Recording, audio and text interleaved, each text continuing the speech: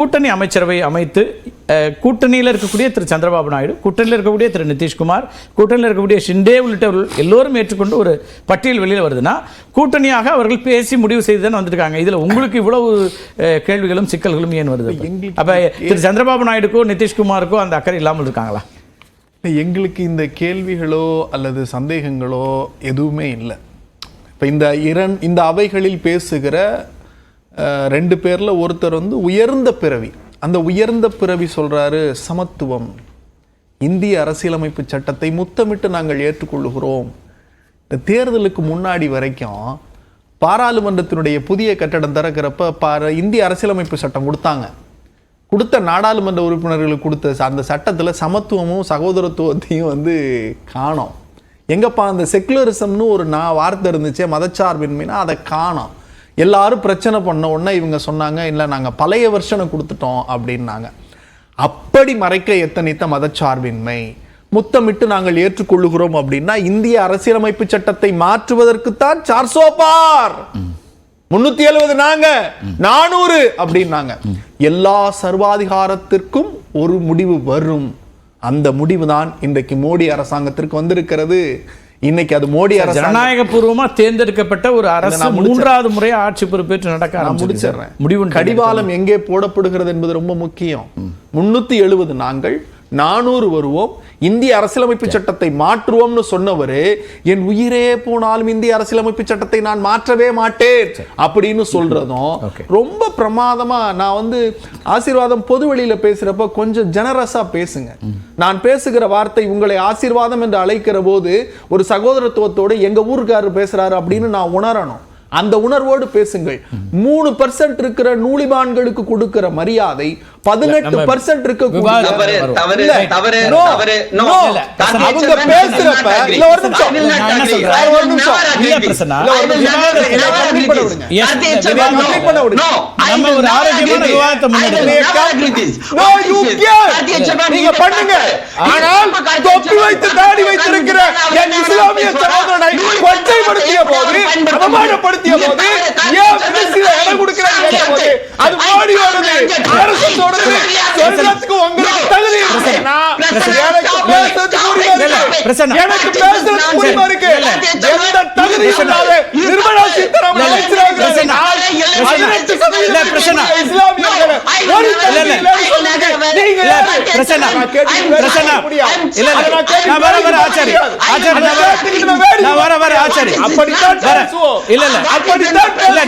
இந்த அரங்கத்தில் இல்ல விவாதிப்பதற்கு நிறைய விஷயம் இருக்கு பிரச்சனை. அந்த மாதிரியான வார்த்தை பிரயோகங்களை நானும் ஏற்கல. இல்ல நீங்க தகுதி அல்லது அவருடைய பரப்புரை, அவர்கள் சொல்லக்கூடிய கருத்துக்களை முரண்படுங்க.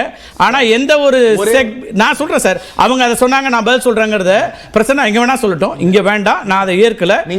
எந்த செக்மெண்ட்டையும் மரியாதை குறைவா பேசக்கூடியதை ஏற்கக்கூடிய அரங்கம் இல்ல அப்படிங்கறத நான் பதிவு சொல்றேன். நான் பதிவு செய்றேன்.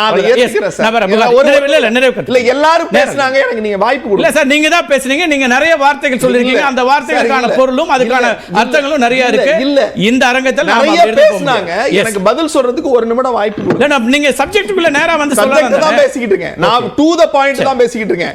நாங்க இஸ்லாமியர்களை பேசவே இல்லைன்னு ரெண்டு பேரும் மாறி மாறி சொல்றாங்க. நாங்க தொடர்ச்சியா வச்சோம்.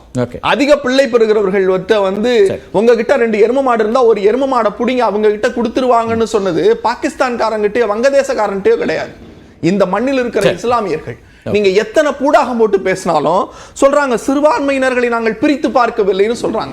இந்த மண்ணில் இந்தியா வேண்டும் என்று தீர்மானம் போட்டவர்களை நீங்க நேரடியா புறக்கணிக்கிறீங்கன்னு நாங்க சொன்னோம். நன்றி. புகார் நிறைவுக்கு ரொம்ப சுருக்கமா ஸ்டாக் எக்ஸ்சேஞ்ச் புரோக்கர் கேட்ட கேள்விக்கு அவங்க கேள்வி கேட்டவரே தப்புன்றார். ராகுல் காந்தி 2 தொகுதிகளில் எந்த தொகுதியை ரிட்டைன் பண்ண போறாருங்கிறது டிஸ்கஸ் பண்ணி சொல்ல வேண்டிய கேள்வி.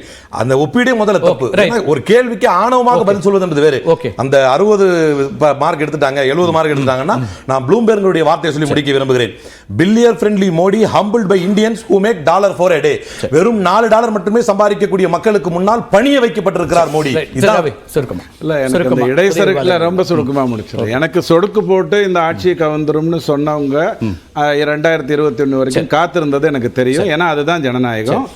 சொல்லலாம், எது வேணாலும் எப்படி வேணாலும் சொல்லலாம். ரெண்டாவது, ஆசீர்வாதம் ஆச்சாரி அப்படின்னு கூப்பிடும்போது அவருடைய பெயர் பிரிச்சு சொன்னீங்கன்னா அது வேற விதமா வந்துடும்.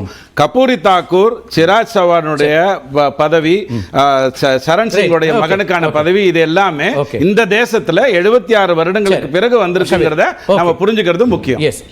ஆரம்பமே வந்து உங்களுக்கு பல இஃப்ஸ் அண்ட் பட்ஸோட தான் ஆரம்பிச்சிருக்கு. கடந்த 10 ஆண்டு காலம் அப்படி இல்ல. மோடி நினைச்சது, மோடி முடிவு செய்தது, அதுதான் வந்து ஃபைனல்.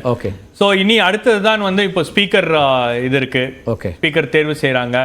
எதிர்க்கட்சிகளுடைய நிலைப்பாடு என்னவாக இருக்கிறது அப்படின்றது தெரியல. அது ஒரு போட்டியாக மாறுமா அப்படின்றது பார்க்கணும்.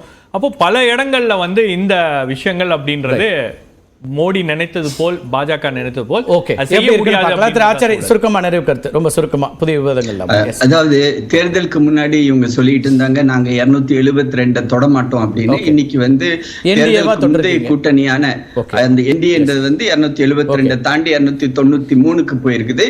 இது வந்து அடுத்த 5 ஆண்டுகளுக்கான எங்களுக்கு தேவையான வந்து ஒரு எண்ணிக்கை. அதனால வந்து அதாவது 3வது முறையாக பிரதமர் நரேந்திர மோடி அவர்கள் சார் இந்த 5 ஆண்டுகள் எப்படி இருக்குங்கிறத பொறுத்து வந்து பார்க்கலாம். நிகழ்ச்சியில பங்கேற்ற விருந்தினர்கள் 57% பேர், அந்த 57% பேர் மோடிங்கிற ஜனநாயகவாதி மேல நம்பிக்கை வைத்து இப்படி நடக்கும்னு சொல்லியிருக்காங்க. நிகழ்ச்சியில பங்கேற்ற விருந்தினர்களுக்கு பார்த்த நேயர்களுக்கு மிக்க நன்றி. மீண்டும் ஒரு நிகழ்ச்சி சந்திக்கலாம்.